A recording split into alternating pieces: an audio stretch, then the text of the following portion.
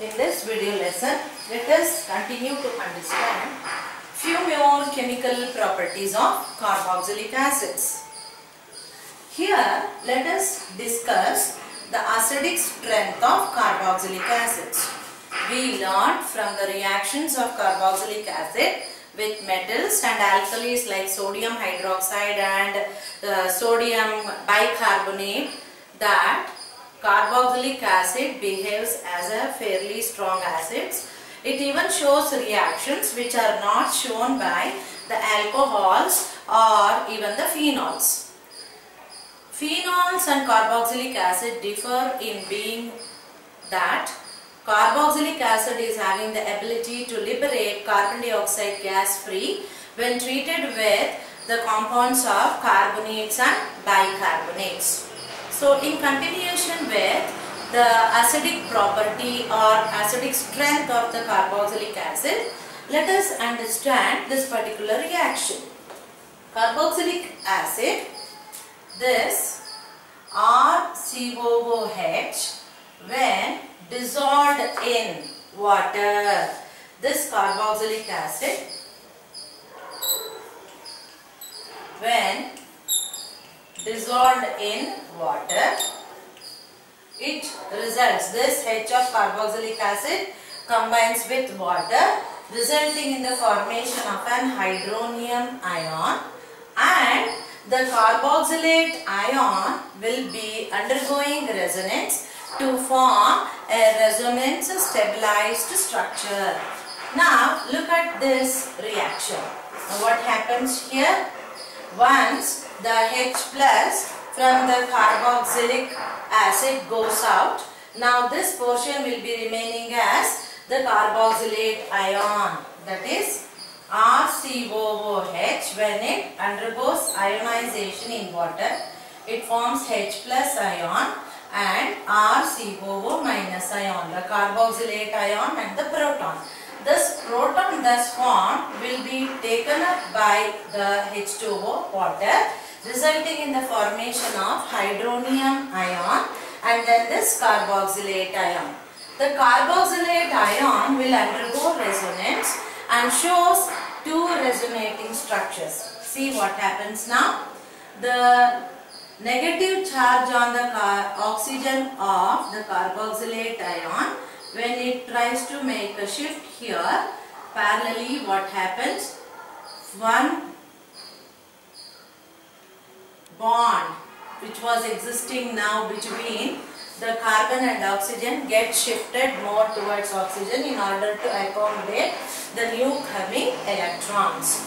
Now what happens as a result of this shift? This oxygen end develops a negative charge and this carbon and oxygen now gets linked by means of double covalent bond, which was earlier single covalent bond, now gets converted into a carboxylate ion containing the double covalent bond between carbon and oxygen. Now if we take a proper look at these two structures, it is almost a similar structure. Meaning to say is that the carbon is attached to one oxygen by means of double covalent bond and another oxygen by means of single covalent bond, and this oxygen which is having the single covalent bond linkage with carbon will have a negative charge, as you can see here. Here there is a negative charge and this carbon and oxygen when linked by means of single covalent bond also is showing a negative charge.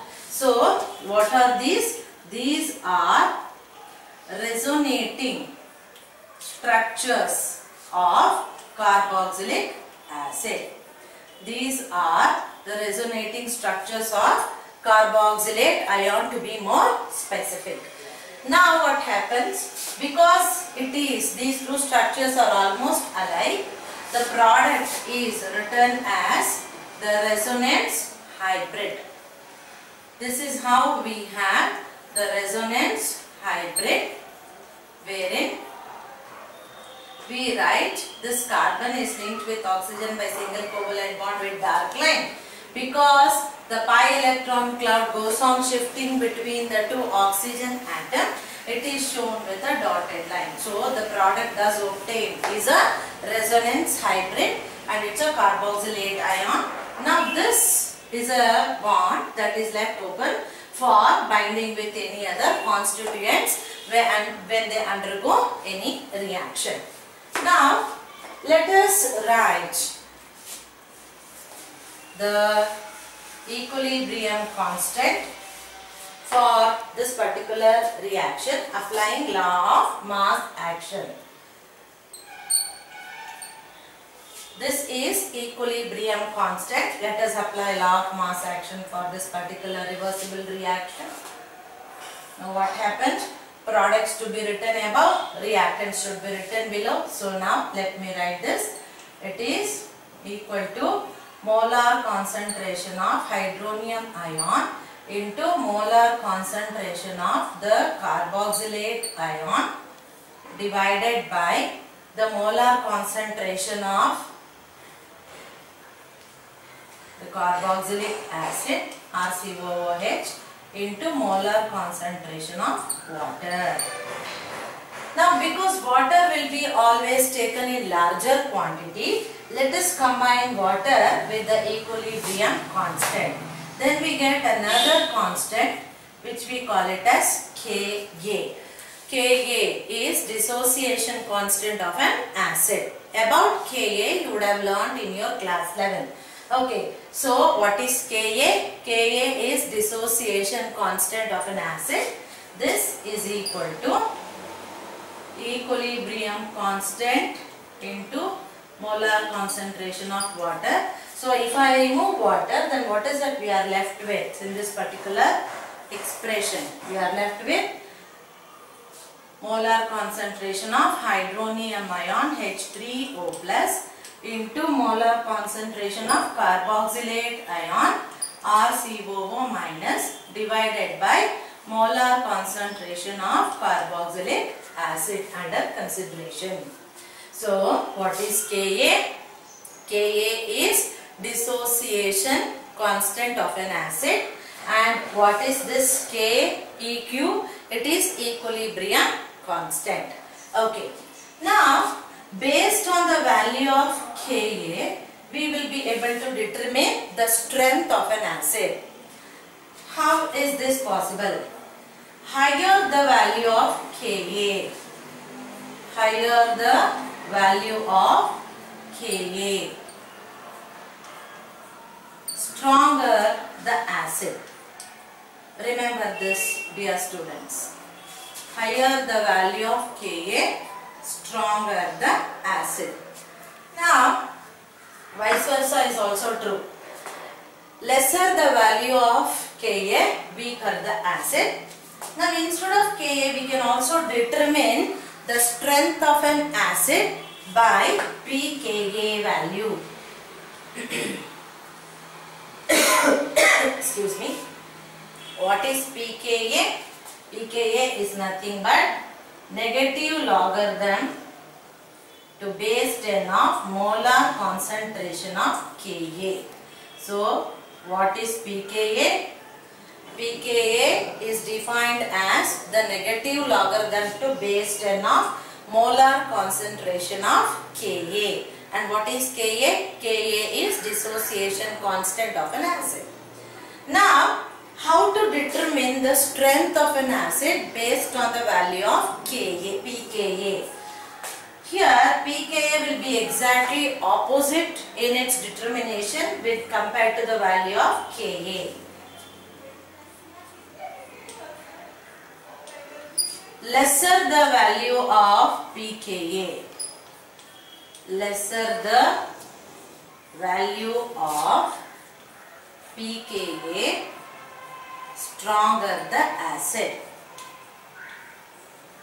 Lesser the value of pKa, stronger the acid. Similarly, its vice versa is also true. That is, higher the value of pKa, weaker the acid.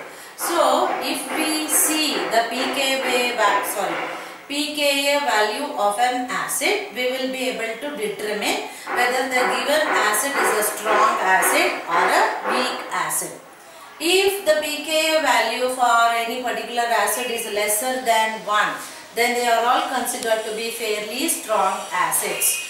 Greater than 1 would be the value. Within 5, greater than 1 will be acids having little less strength or intermediate strength of the acid, and anything above 5 to 15 weaker acids, so on and so forth. We will be going on accounting the strength of the acid based on the value of pKa. So this is how the acidic strength of carboxylic acid can be easily determined.